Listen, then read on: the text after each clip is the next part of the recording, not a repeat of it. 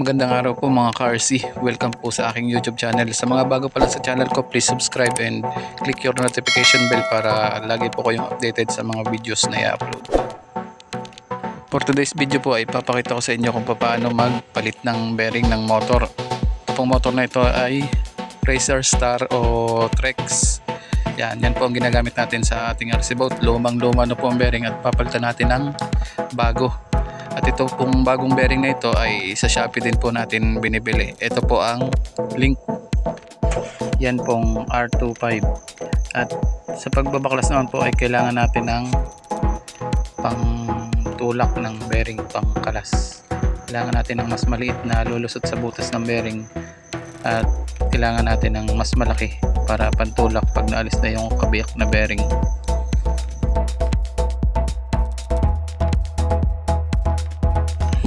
Bago natin simulan ng pagbabaklas ng bearing ay kailangan muna natin tanggalin ang lock dahil may lock yan sa kanyang shop, pero lahat ng motor na ginagamit ko ay wala na dahil inalis ko na dahil para madaling linisin at para naalis yung kanyang case. Yan, kagaya nito wala na siyang lock at madali nang tanggalin ng kanyang magnet. Yan, dahil kung may lock yan mahirapan pa kayong linisin, hindi nyo malilinis ang loob. So tara, simulan na natin ang pagbabaklas. Meron nga pala siyang dalawang bearing, isa sa likod at isa sa harap. So kailangan natin baklasin parehas para mapalitan parehas. So sa pagbabaklas naman kailangan mo ng steel rod o kaya stainless rod na kakasya sa kanyang inner diameter sa kanyang loob. Yan.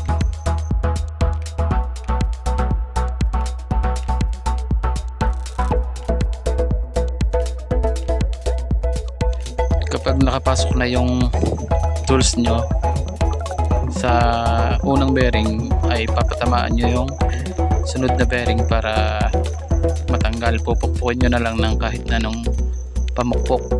Yan, medyo nahihirapan akong tanggalin dahil medyo kapit na yung bearing, medyo matagal na yung ating motor at kinagat na ng kalawang.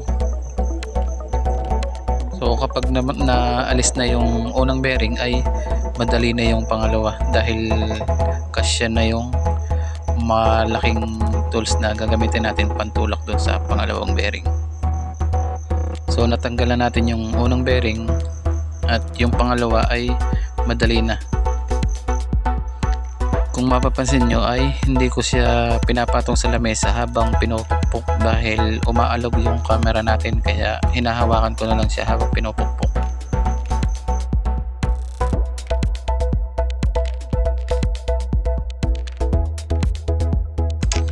Natanggal na yung pangalawang bearing natin at lilinisin muna natin bago ikabit yung bagong bearing.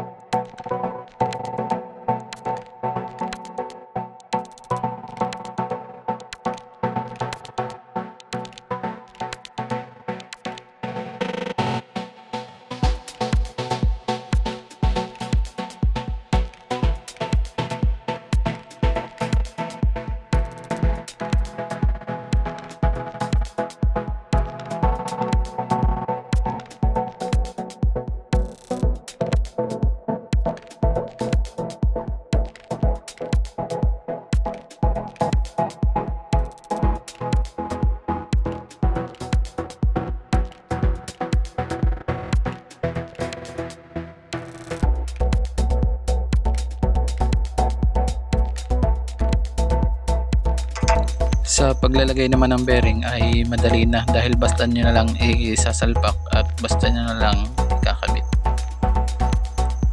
Kahit wala ng tools, wala ng martilyo o kahit na nung pupukin, wala na kaya ng ating kamay. Yan. Sobrang smooth na dahil bagong bago na ang ating bearing.